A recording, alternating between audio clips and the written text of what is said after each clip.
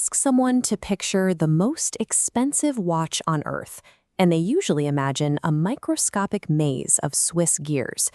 Yet the timepieces pulling the highest auction records often lack those complex mechanics entirely.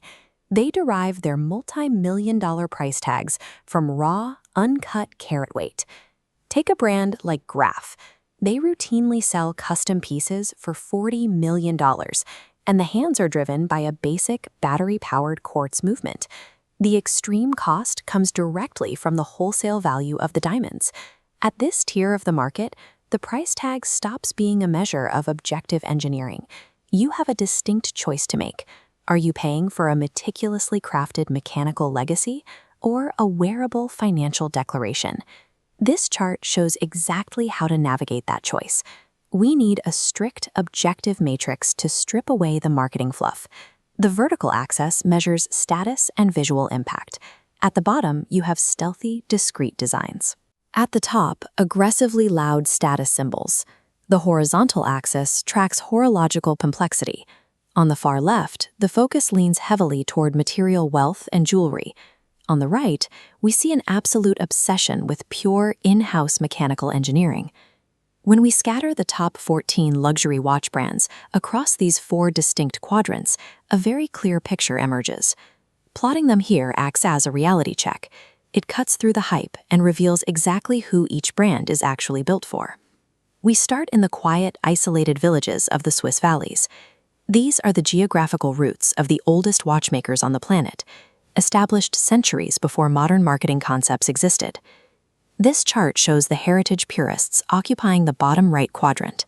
Brands like Vacheron Constantin, Blancpain, Patek Philippe, and Breguet live exactly here.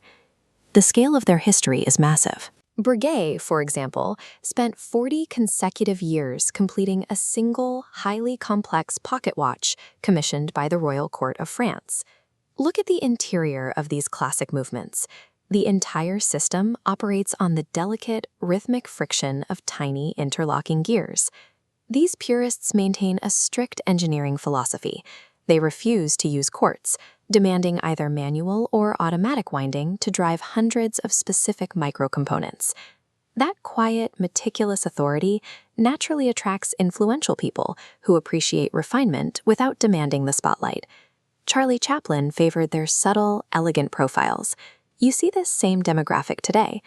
Modern world leaders frequently gravitate toward the minimalist, stealthy designs crafted by A. Lange and Zona. Dropping $30,000 in this quadrant buys you surgical-grade horology and stealth wealth. But if your goal is immediate public recognition, this investment will fail completely. Moving up to the mid-right quadrant brings us to the modern virtuosos.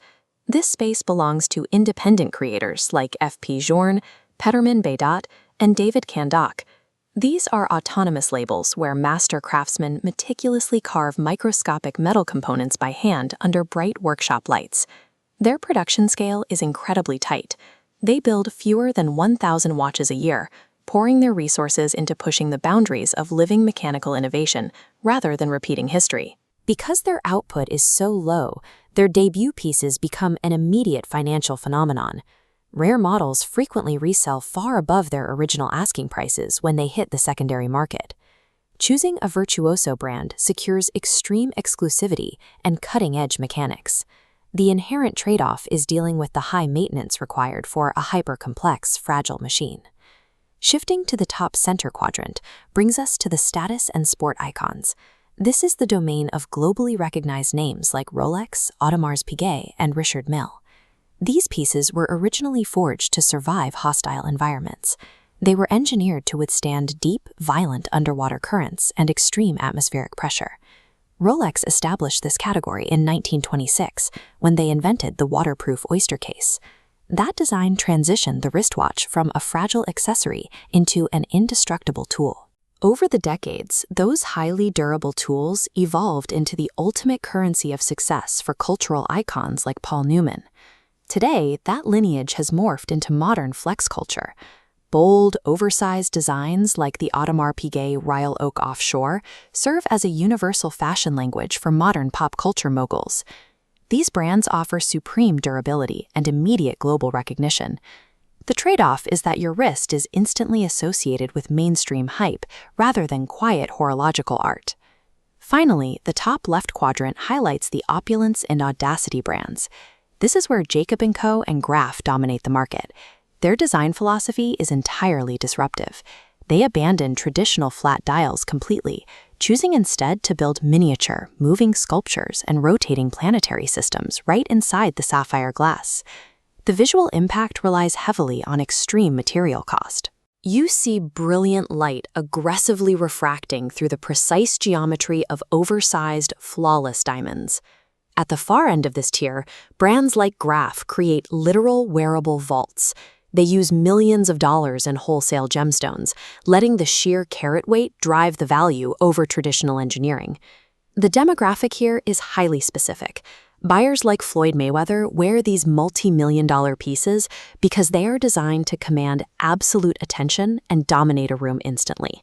You pay for sheer shock value and custom artistry in this quadrant. You are wearing a loud financial declaration, not a practical timekeeper. This flowchart shows how to shift the evaluation from the brands to you.